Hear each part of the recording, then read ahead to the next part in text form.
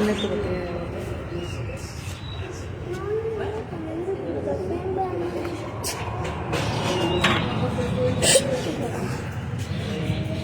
Muy bien, hermanos, vamos a hacer una oración primero. Señor, te damos gracias por este momento que nos das. Gracias porque eres grande con nosotros. Pedimos que nos ayudes, Señor. Te damos gracias por tus bendiciones y tu palabra, Padre, que ha llegado hasta nuestras vidas.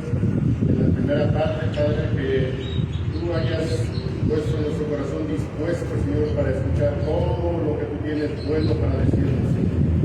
Y así como fue la primera parte, Señor, te pedimos mucho por esta segunda, por este sermón que tú has querido darme para compartir en la iglesia, Padre. Sabes que yo no soy nadie, pues yo no tengo la capacidad, ni sé cómo transmitir, Señor, pero que sea tu Espíritu el que nos guíe a tierra de rectitud, Padre. Que sea tu Espíritu Santo el que nos hable, que seas tú, Señor, ayúdanos. Ayúdanos porque te necesitamos tanto, Señor, necesitamos tanto tu palabra. No necesitamos de nosotros mismos ni hacer cosas de nuestras propias palabras, sino lo que tú tienes para nosotros. Ayúdanos en todo, en el nombre de Jesucristo. Amén. Amén. Hermanos, vamos a Romanos capítulo 7. Este es un tema que a mí en lo particular me desgarra el corazón.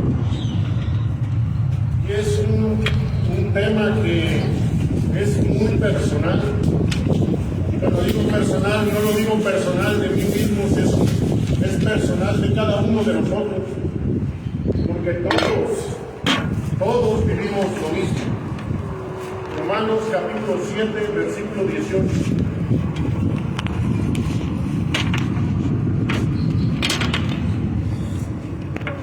Romanos capítulo 7, versículo 18.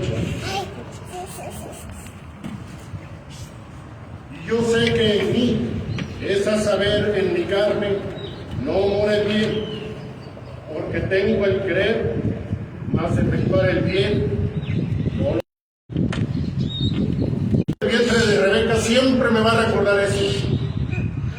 Es una batalla en la cual estaban los dos hermanos peleando dentro de un cuerpo.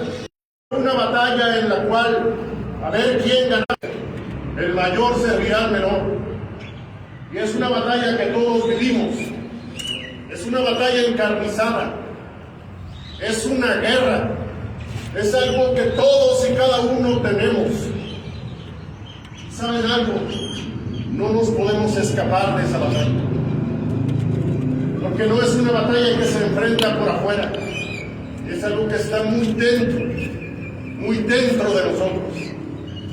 Es un dragón que vive en nosotros. A todos los días lo contemplamos. A cada hora lo olemos. Y ese dragón se llama pecado. Todos lo tenemos. Nadie puede librarse. Y nadie puede ignorar que estamos en guerra.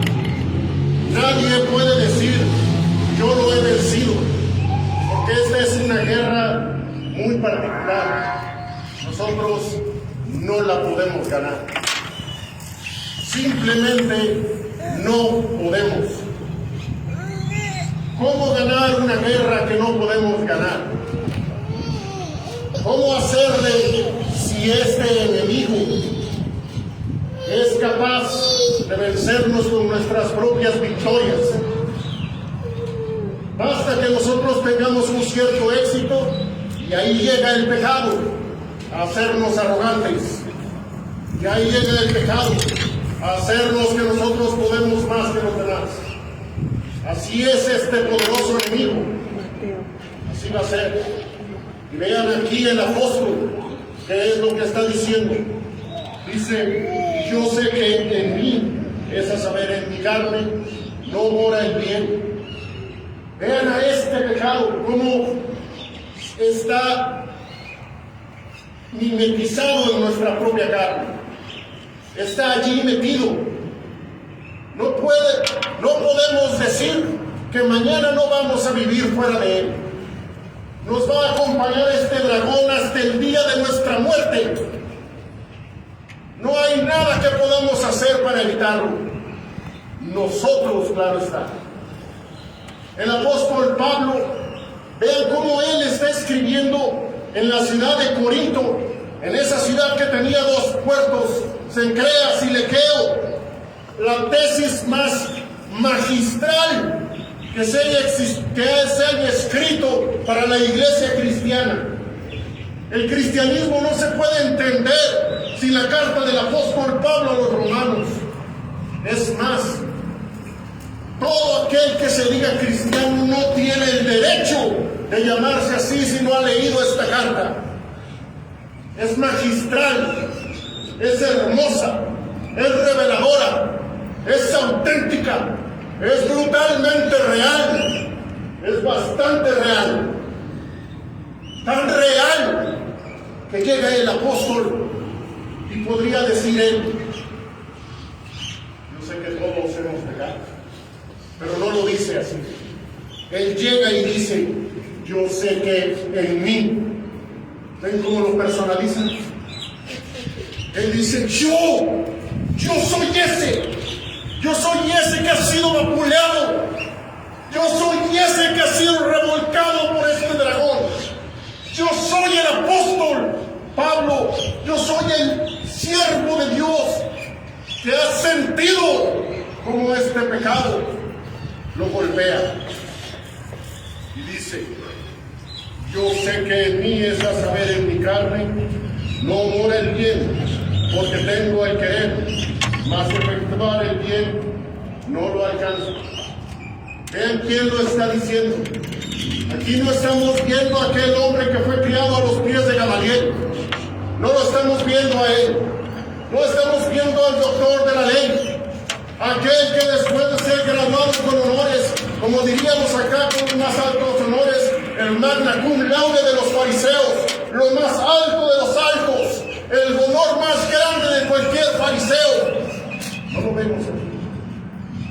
El hebreo de hebreos, que dice él mismo, y lo dice para darnos a entender quién fue él antes de ser cristiano. Todo eso no lo vemos aquí. Vemos al vulnerable Pablo. Todas sus credenciales no valen nada ante esta guerra. Absolutamente nada. Desde el versículo 14 lo vamos a leer. Porque sabemos que la ley es espiritual, mas yo soy carnal, vendido a sujeción del pecado. Porque lo que hago no lo entiendo, ni lo que quiero hago. Antes lo que aborrezco, aquello hago. Y si lo que no quiero esto hago, apruebo que la ley es buena. De manera que ya no obro aquello, sino el pecado que mora en mí. Y yo sé que en mí, es a saber, en mi carne, no mora el bien, porque tengo el querer, mas efectuar el bien no lo alcanzo. Porque no hago el bien que quiero, mas el mal que no quiero, este hago. Y si hago lo que no quiero, ya no lo obro yo, sino el pecado que mora en mí. Así que, queriendo yo hacer el bien, hallo esta ley, que el mal está en mí, porque según el hombre interior, me deleito en la ley de Dios. Amén. Qué honesto, brutalmente honesto. Pudo haber dicho, y nadie de nosotros lo juzgaría. Sabemos que todos hemos pecado.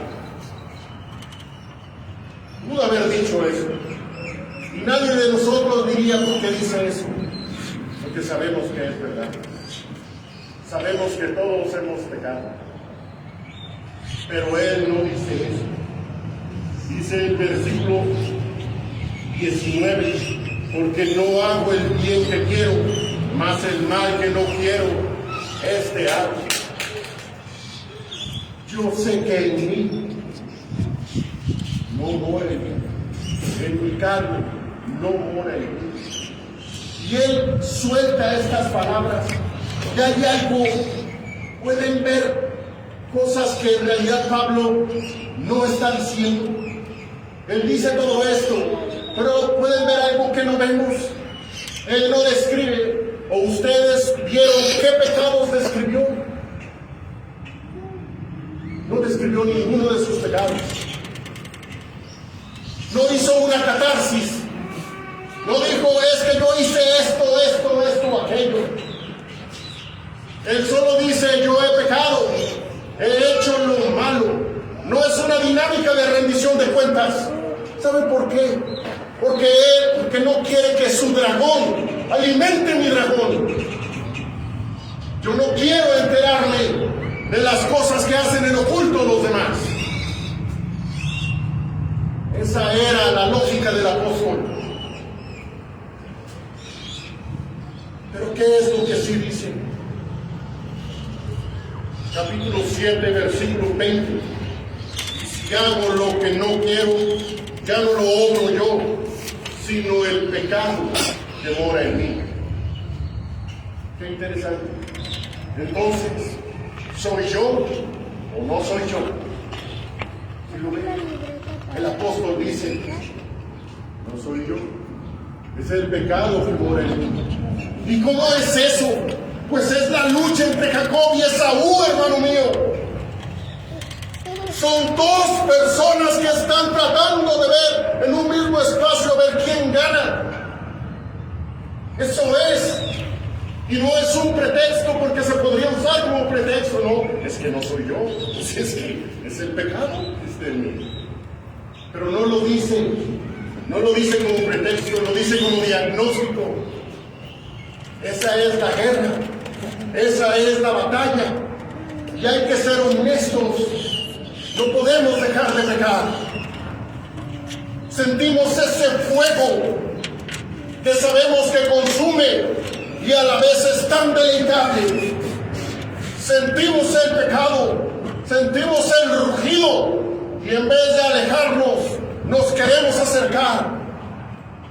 Y saben perfectamente ustedes que no estoy diciendo nada que ustedes no puedan avalar. Nadie me va a dejar mentir. A todos nos agrada pecar. Pero el apóstol está diciendo que el pecado es como una fuerza activa. ¿O no fue esto lo que leímos? Versículo 20. Y si hago lo que no quiero, ya no lo obro yo, sino el pecado que mora en mí. No es nada más una falta o un error. Es algo que mueve nuestra voluntad. Y hay que ser honestos, como el apóstol Pablo lo fue. Y no decir nada más, todos pecamos. Yo he pecado. Yo he hecho lo malo. Yo he sido revolcado por ese dragón. Yo he sido vapuleado y he sido destrozado. Porque yo sé dentro de mí el mal que está en mí. Ustedes saben lo que han hecho. Pero esa honestidad todavía crece, si es que pudiéramos llamarlo así, porque dice más adelante en el versículo 21, así que queriendo yo hacer el bien hallo esta ley, que el mal está en mí. ¿Cómo puedo ganar? Pero allí es cuando viene la sentencia. Allí es cuando viene la sentencia que viene de afuera, no de adentro. Porque de adentro lo único que se ve es pecado. Es lo único que hay dentro de nosotros. En nuestra carne. Está tan entrelazado el pecado en nuestra carne que no va a salir. Pero llega la sentencia, divina sentencia, que Dios mismo la puso. El mayor servirá al menor. Y es cuando llega el apóstol y dice el versículo 22, porque según el hombre interior me deleito en la ley de Dios. Gloria a Cristo. llega esa ley, llega esa palabra, llega el mandamiento, llega lo que Dios saca de su propia boca y lo escuchamos. Por eso es tan importante que cuando nos reunimos, lo que escuchemos es la voz de Dios y no la voz del hombre. Es lo que Dios ha planteado para su iglesia, no lo que el hombre quiere opinar en su iglesia. Eso no me importa. Lo que importa es lo que Dios quiere decirme a mí. Y Él me dice esta palabra, que su ley es buena, es pura y es santa. Amén. Y esa ley me apunta a una persona. Me apunta con el dedo a mí y decirme yo soy pecador. Y es cierto. Y ese pecado que está en mí, como dice más atrás el apóstol Pablo, ese pecado, para mostrarse pecado, tomó la ley y me mató, haciéndose pecado sobremanera pecante con el mandamiento. Qué terrible es el pecado, que tome lo bueno, lo justo, lo santo y lo use como arma para matarme. ¿Cómo es posible vencer a un enemigo así? Llega la ley y nos apunta y nos dice, tú no puedes. Pero hay alguien que sí puede. Dice el versículo 23, mas veo otra ley en mis miembros que se revela contra la ley de mi espíritu y que me lleva cautivo a la ley del pecado que está en mis miembros. Miserable hombre de mí, ¿quién me librará del cuerpo de esta muerte? ¿Quién puede? Dice el versículo 25, gracias doy a Dios por Jesucristo, Señor nuestro. Así que yo mismo con la mente sirvo a la ley de Dios, mas con la carne a la ley del pecado. Ahí está la llave. Si soy un miserable, soy un pecador, ese dragón me ha vapuleado, estoy en el suelo. Gracias a Dios por Jesucristo, Señor nuestro. No hay nadie al cual yo podría voltear. ¿Saben algo? No es una fábula. No lo es. No es una historia para engañar a las masas. No es una letra muerta. Nada de eso es. No es un discurso que se originó en la demagogia. No es nada de eso. Es el Evangelio según Dios. Isaías 53. Allí está el Evangelio según Dios. Isaías 53, versículos 3 al 8.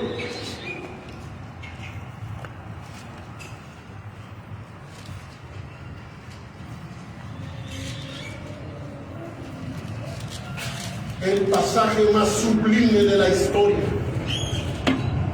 La revelación más hermosa que un profeta pudo tener. No hay palabra más sublime escrita en el Antiguo Testamento que la que vamos a leer en este momento. Lo mejor de lo mejor, Dios se lo dio al profeta Isaías. El pasaje más hermoso que existe allí. Isaías 53, desde el versículo 3. Despreciado y desechado entre los hombres, varón de dolores, experimentado en quebranto, y como que escondimos de él el rostro. Fue menospreciado y no lo estimamos. Ciertamente llevó él nuestras enfermedades y sufrió nuestros dolores, y nosotros le tuvimos por azotado, por herido de Dios y abatido. Mas él herido fue por nuestras rebeliones. Oh, gracias, Señor. Molido por nuestros pecados. El castigo de nuestra paz sobre él, y por su llaga fuimos nosotros curados.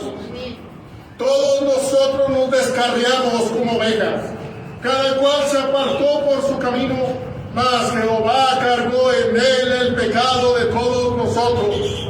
Angustiado él y afligido, no abrió su boca. Como cordero fue llevado al matadero, y como oveja delante de sus trasquiladores, enmudeció y no abrió su boca. De la cárcel y del juicio fue quitado, y su generación, ¿quién la contará? Porque cortado fue de la tierra de los vivientes, por la rebelión de mi pueblo fue herido. Aleluya. Amén. Ese es mi gran Señor Jesucristo. Amén. Es el único que quiero escuchar. Es el único que quiero saber. Nadie más que Él. Es tan grande, tan hermoso, para que se cumpliera la sentencia sobre Esaú.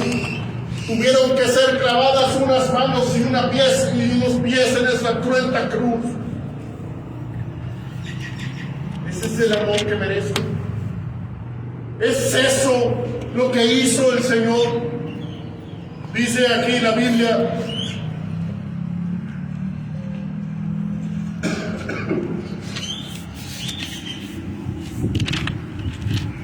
todos nosotros, en versículo 6, todos nosotros nos descarriamos como ovejas, cada cual se apartó por su camino, mas Jehová cargó en él el pecado de todos nosotros.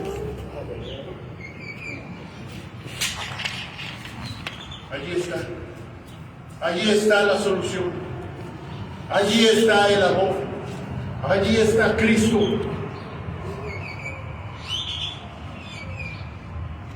A veces no apreciamos lo que hizo Él en esa cruz, hasta que vemos qué es lo que nosotros no podemos hacer sin Cristo.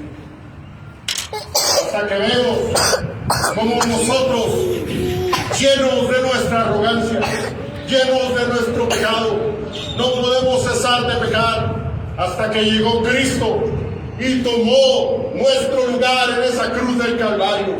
Y dice la Biblia: Jehová cargó en él el pecado de todos nosotros. ¿Cómo me hace llorar a mares cada vez que recuerdo esa historia? Porque sé perfectamente quién soy yo y lo que tengo dentro de mí y la clase del mal que hay en mí. Me duele tanto, me avergüenza tanto. Gracias, Señor. Gracias, Señor, por tu sacrificio. Porque como dice el versículo 8 al final: porque cortado fue de la tierra de los vivientes, por la rebelión de mi pueblo fue herido. Fue por esa rebelión tuya, por esa rebelión mía, por esos dragones que están sueltos. Cristo tomó nuestro lugar. Ahora nos toca a nosotros. No podemos corresponder semejante amor, claro está. Pero hay algo que sí podemos. Y podemos no por nuestras fuerzas, porque sabemos y lo hemos entendido. Y Pablo lo dejó muy claro: en mí, es a saber, en mi carne, no mora el bien. Y aunque la ley sea espiritual, ¿qué decía Pablo? Yo soy carnal. Sí. Vendido a sujeción de pecado. Pero hay algo que tenemos, y también fue un don de Dios. Tenemos fe. Amén. La sustancia de las cosas que se esperan, la demostración de las cosas que no se ven. Y ese capítulo de Hebreos, ustedes lo pueden encontrar. Hay un pasaje hermoso. Dice que por fe muchos taparon bocas de leones. Ustedes lo pueden ver. Es Hebreos 11:33. Si quieren lo buscan después. Solo les doy la cita. Hebreos 11:33. Taparon bocas de leones. E inmediatamente, ¿a quién nos recuerda? A Daniel,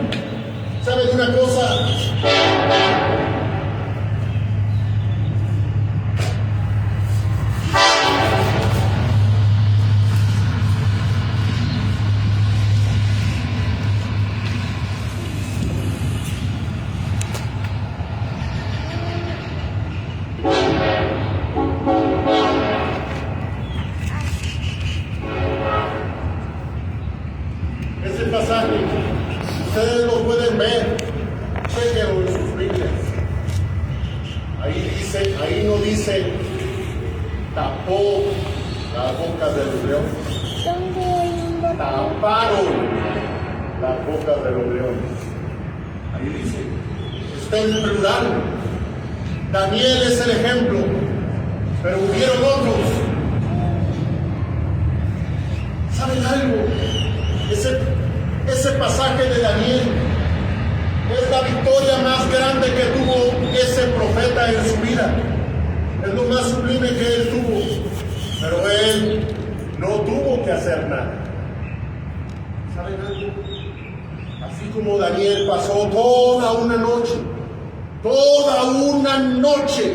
en un foso lleno de leones.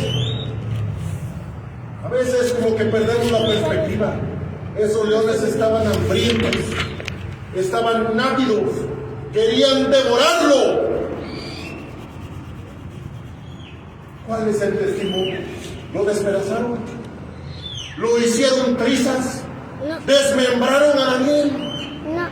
El testimonio es totalmente demoledor.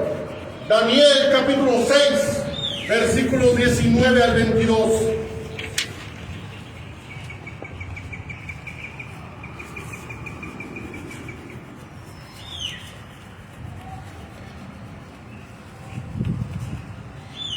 Daniel capítulo 6, versículos 19 al 22.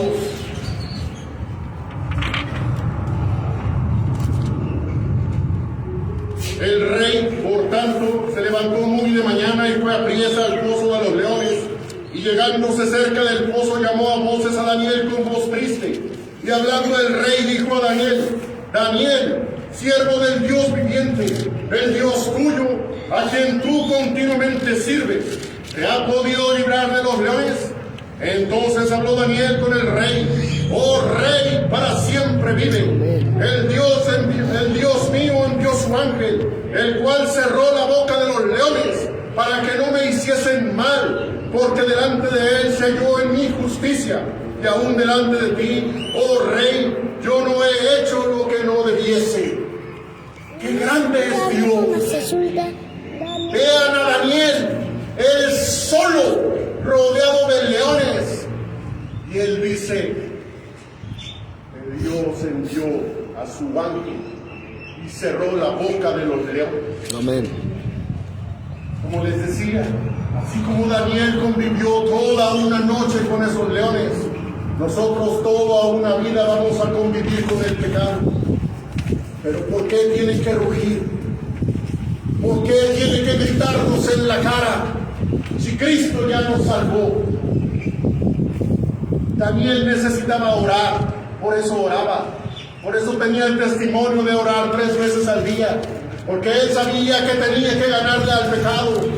Vemos a Daniel como un ejemplo de un verdadero siervo de Dios, y podemos ver muchas cosas de David, por ejemplo, y sus errores, de Moisés y sus errores, de Pedro y sus errores, pero de Daniel no vemos ningún error, pero no es porque no los tuviera.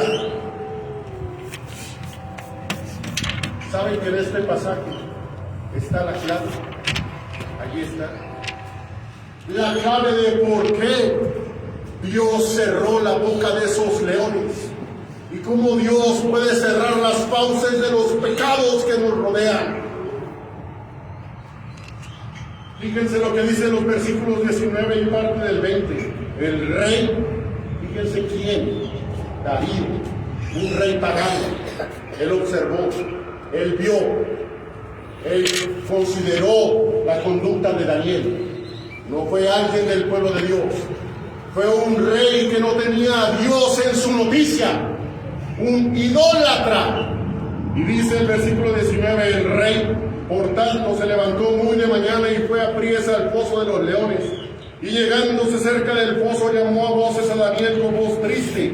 Y hablando el rey, dijo a Daniel: Daniel, siervo del Dios viviente, el Dios tuyo, a quien tú continuamente sirves.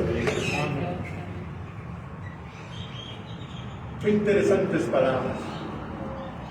Pudo haber dicho al Dios que tú sirves, y no dijo eso.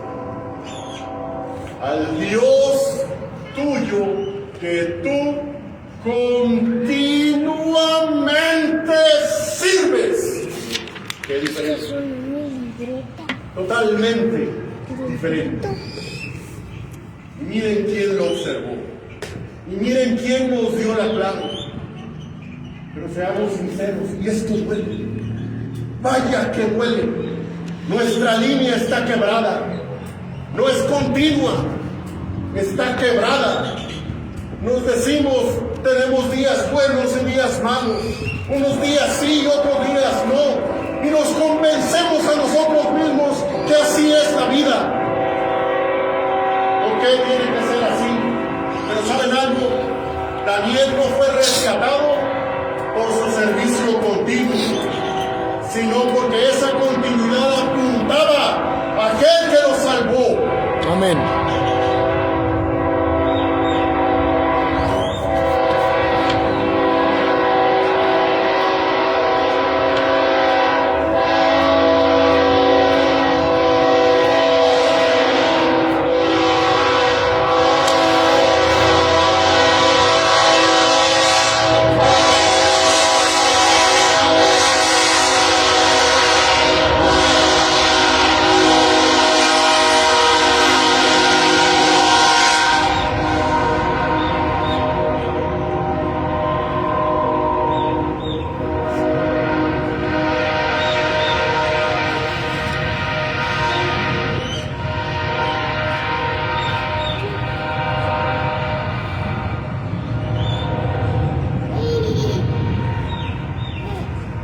Servicio que tenía Daniel apuntaba a aquel que fue capaz de rescatarlo. Que saben algo, nuestra línea está quebrada, es cierto, pero hay algo que es hermoso. Cuando Dios ve cómo es nuestra vida, llega su gracia y une todas esas líneas quebradas para que junto con Él podamos tener un servicio continuo. Porque grande es nuestro Dios. Sin Él nada podemos hacer.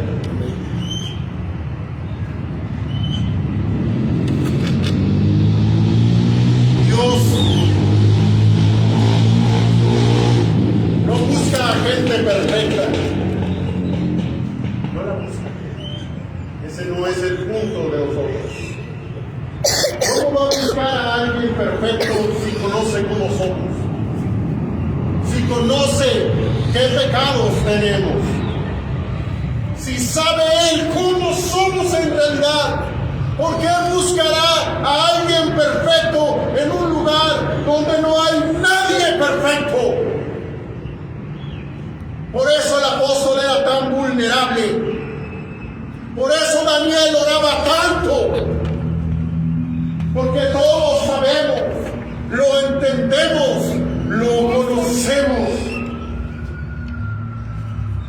Hemos ofendido a Dios.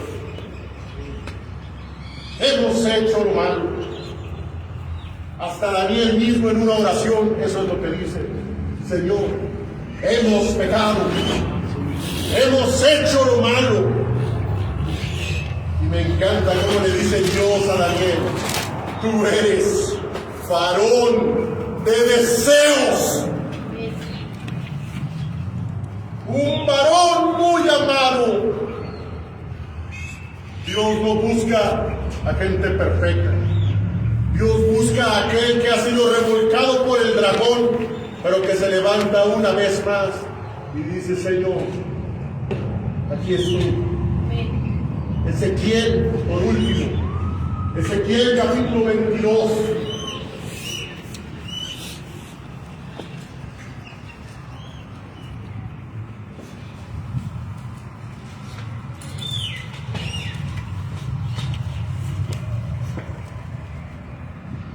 Ezequiel capítulo 22, versículos 29 al 31.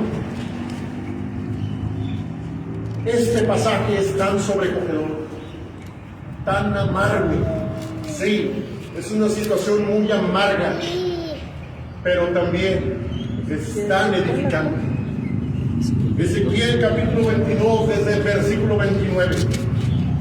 El pueblo de la tierra usaba de opresión y cometían robo, y al afligido y menesteroso hacían violencia, y al extranjero oprimían sin derecho. Y busqué de ellos hombre que hiciese vallado, y que se pusiese al portillo delante de mí por la tierra, para que yo no la destruyese, y no lo hallé. Por tanto derramé sobre ellos mi ira, con el fuego de mi ira los consumí. Torné el camino de ellos sobre su cabeza, dice el Señor Jehová. Vean a la ciudad, estando Nabucodonosor con sus arietes y haciendo brechas en el vallado, en el muro, así como el pecado hoy nos ataca y hace brechas en nuestra carne para que caigamos y sucumbamos ante el pecado. Y así llega Nabucodonosor y hace hoyos, hace una pared vulnerable, así como nosotros estamos vulnerables ante Dios. ¿Y qué dice Dios con un grito desgarrador? Él no dice, ¿por qué lo hiciste? Toma, no dice eso. Con un grito desgarrador, dice el versículo 30, y busqué de ellos hombre que hiciese vallado y que se pusiese al portillo delante de mí por la tierra, para que yo no la destruyese, y no lo hallé. El portillo es el agujero que estaba dejando el ariete, la brecha, la parte debilitada por la cual iban a entrar e iban a tomar la ciudad. Y dice Dios, que alguien se ponga allí, que uno se ponga, es todo lo que quiero. Y él buscó, desesperadamente buscó, y no lo halló. Eso es lo que quiere Dios. Solo uno solo, que se ponga en la brecha, que doble sus rodillas y que diga, Señor, aquí estoy. Amén. Aquí estoy. Amén. Qué amargo fue ese final, ¿verdad? El versículo 31, con el fuego de mi ira los consumí. Y termina, dice el Señor Jehová. Y como es impactantes las profecías de Ezequiel, lo he dicho varias veces.